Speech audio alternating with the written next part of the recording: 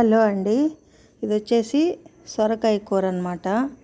సొరకాయతో అనేక రకాల కూరలు వండుకోవచ్చండి.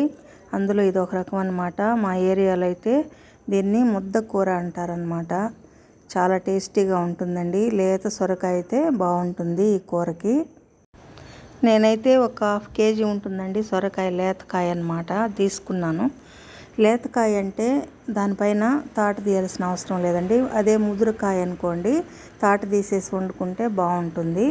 ముందుగా ఈ విధంగా శుభ్రంగా కడుక్కొని సొరకాయని ఈ విధంగా చిన్న చిన్న ముక్కలుగా కట్ చేసి పక్కన ఉంచుకోవాలి.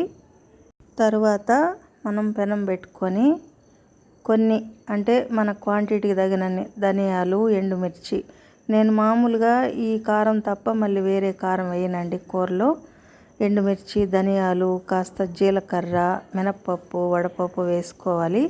అది మీడియం ఫ్లేమ్ మీదనే వేపుకోవాలండి దోరగా. అవి వేగిన తర్వాత చివరిలో కొద్దిగా ఒక 2 స్పూన్లు నువ్వులు కూడా వేసుకోవాలి.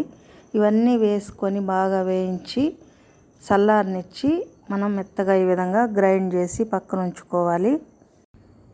ఇది ఈ విధంగా ఈ మాదిరిగా ఉండాలన్నమాట. మెత్తగా గ్రైండ్ చేసుకున్నాం కదా, ఇది పక్కన ఉంచుకొని తర్వాత పెనం పెట్టి ఆయిల్ వేసుకొని తర్వాత అందులో కాస్త ఆవాలు, అలాగే కొద్దిగా మినప్పప్పు, కొద్దిగా వడపప్పు, అలాగే కాస్త జీలకర్ర కూడా వేసుకోవాలండి.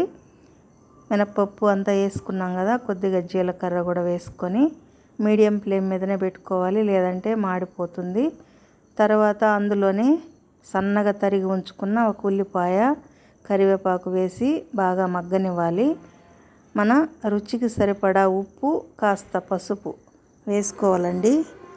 మనం ఉప్పు, పసుపు ఉల్లిపాయలతో పాటు వేసుకుంటే కూరకి టేస్ట్ వస్తుందన్నమాట. తర్వాత అవి కాస్త వేగాక మనం సన్నగా తరిగి ఉంచుకున్న సొరకాయ ముక్కల్ని వేసి ఆయిల్లోనే బాగా మగ్గనివ్వాలండి. అది బాగా వాటర్ అంతా వచ్చేస్తుంది కదా, ఆ వాటర్ అంతా ఇంకిపోయేంత వరకు బాగా మగ్గనివ్వాలి. అది మగ్గిన తర్వాత మళ్ళీ మనకి ఎన్ని వాటర్ అయితే సరిపోతాయో అంత వాటర్ వేసుకోవచ్చు. అందులోనే ఈ పౌడర్ కూడా వేసి మళ్ళీ ఒకసారి ఆయిల్లో వేసి బాగా మగ్గనివ్వాలన్నమాట. తర్వాత వాటర్ వేసుకోవాలి. మనకు గ్రేవీ కాస్త ఎక్కువ కావాలనుకుంటే కొద్దిగా వాటర్ ఎక్కువ కలుపుకోండి. లేదంటే కాస్త చిక్కగా ముద్దగా ఉండాలనుకుంటే కొద్దిగా వాటర్ తగ్గించుకుంటే సరిపోతుందండి. ఆల్రెడీ ఆయిల్లో బాగా మగ్గుతుంది కాబట్టి కర్రీ సొరకాయ తొందరగా ఉడికిపోతుందండి.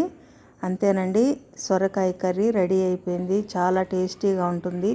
మీరు కూడా ఒకసారి ఈ విధంగా ట్రై చేయండి. నా వీడియో కనుక నచ్చితే లైక్ చేయండి. మరిన్ని వీడియోల కోసం నా ఛానల్ని సబ్స్క్రైబ్ చేసుకోండి. ఓకే అండి, థ్యాంక్ యూ ఫర్ వాచింగ్.